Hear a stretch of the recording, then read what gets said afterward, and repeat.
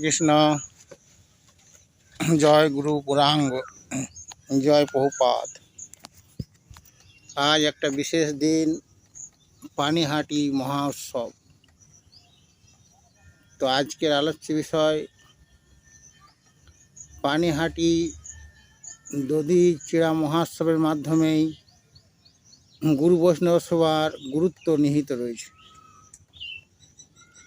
দেখুন,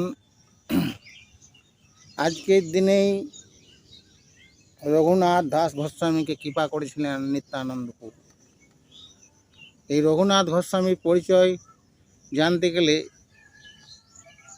রঘুনাথ গোস্বামী ছিলেন ষড় গোস্বামীর মধ্যে একজন, পরম বৈষ্ণব, পরম মহাজন একজন।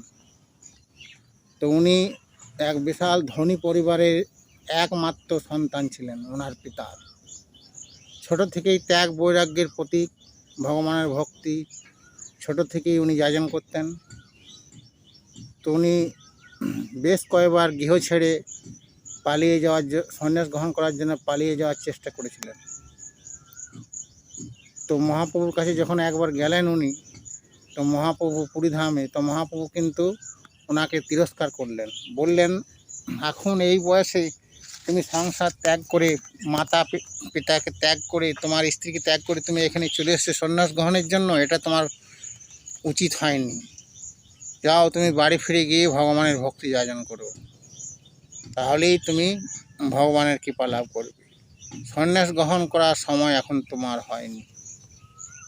মহাপ্রভু কিন্তু রঘুনাথ দাস গোস্বামীকে কৃপা করেননি। তো যখন একদিন হঠাৎ রঘুনাথ দাস গোস্বামী খবর পেলেন যে নিত্যানন্দ প্রভু পানিহাটিতে এসেছেন, তো উনি গেলেন নিত্যানন্দ প্রভুর কৃপা লাভ করার জন্য। গিয়ে ওনাকে সাষ্টাঙ্গ প্রণাম নিবেদন করলেন নিত্যানন্দ প্রভুকে, রঘুনাথ দাস গোস্বামী। তো নিত্যানন্দ প্রভু বললেন, চোর চোর এসেছে। তো সকল ভক্তরা অবাক হয়ে গেলেন যে উনি প্রভু আমাদের রঘুনাথ দাসকে কেন চোর বললেন। তারপর নিত্যানন্দ প্রভু বললেন যে তুমি আমাকে ডেঙ্গিয়ে মহাপ্রভুর কৃপা অর্জন করার জন্য তার কাছে যাচ্ছ, এই জন্য তুমি হচ্ছে চোর। তো এখানে নিত্যানন্দ প্রভু হচ্ছেন গুরু তত্ত্ব। তাহলে গুরুকে বাদ দিয়ে কখনোই ভগবানকে লাভ করা যায় না। তাই এখানে মহাপ্রভু চৈতন্য প্রভু হচ্ছেন সাক্ষাৎ ব্রজেন্দ্রানন্দ শ্রীকৃষ্ণ। তাহলে গুরুকে বাদ দিয়ে, গুরুর কৃপা বাদ দিয়ে কখনো ভগবানকে লাভ করা যায় না। তাই এখানে নিত্যানন্দ প্রভু রঘুনাথ দাস গোস্বামীকে চোর বলে আখ্যা দিলেন এবং বললেন, তুমি দণ্ডের পাত্র, তোমাকে দণ্ড দিতে হবে, তোমাকে সাজা দেবো আমি। তো রঘুনাথ দাস গোস্বামী বললেন যে হে প্রভু, আপনি যা খুশি সাজা দিতে পারেন। আমি সত্যি অন্যায় করেছি, আমি দণ্ডের পাত্র, আপনাকে দণ্ড দান করুন। তো নিত্যানন্দ প্রভু বললেন যে তোমার দণ্ড এটাই যে তুমি এই সমস্ত ভক্তদের জন্য দধি চেড়ার ব্যবস্থা করো, অর্থাৎ প্রসাদের ব্যবস্থা করো। এই কথা শুনে রঘুনাথ গোস্বামী এত আনন্দ হলেন যে আনন্দের আর সীমা নেই। তো নিত্যানন্দ প্রভু আদেশ অনুসারে রঘুনাথ দাস গোস্বামী দধি চেড়া, বিভিন্ন ফল, মিষ্টান্ন জোগাড় করে প্রসাদ এর ব্যবস্থা করলেন এবং সকলকে প্রসাদ বিতরণ করে দিব্য আনন্দ লাভ করলেন। তাহলে এই যে লীলা রঘুনাথ দাস গোস্বামীর সঙ্গে এই নিত্যানন্দ প্রভুর, এই লীলার মাধ্যমে নিত্যানন্দ প্রভু বুঝিয়ে দিলেন যে গুরু বৈষ্ণবের সেবার কি অপরিসীম গুরুত্ব রয়েছে এবং গুরু বৈষ্ণবের সেবা ভগবানের সেবা থেকেও শ্রেষ্ঠ। অনেকেই গুরু বৈষ্ণবকে বাদ দিয়ে ভগবানকে ডাইরেক্টলি সেবা করার চেষ্টা করে বা পাওয়ার চেষ্টা করে, এটা তাদের অজ্ঞানতা, ধৃষ্টতা। গুরু বৈষ্ণবকে বাদ দিয়ে, তাদের কৃপা বাদ দিয়ে কখনোই ভগবানকে লাভ করা সম্ভব নয়। ওই জন্যে গুরু সেবা বা বৈষ্ণব সেবাই হচ্ছে শ্রেষ্ঠ সেবা।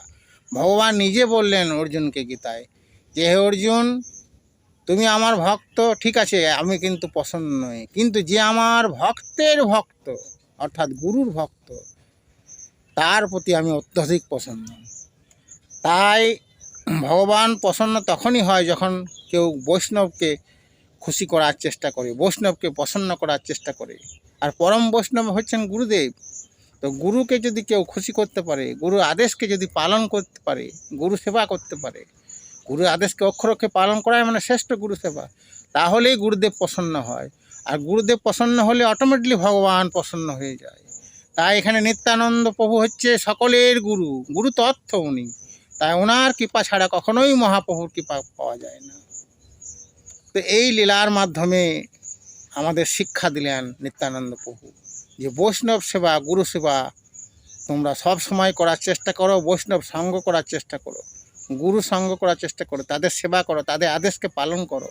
এটাই হচ্ছে প্রতিটি বৈষ্ণবের বা প্রতিটি ভগবানের মানে সেবকের সব থেকে গুরুত্বপূর্ণ একটা ভক্তির অঙ্গ।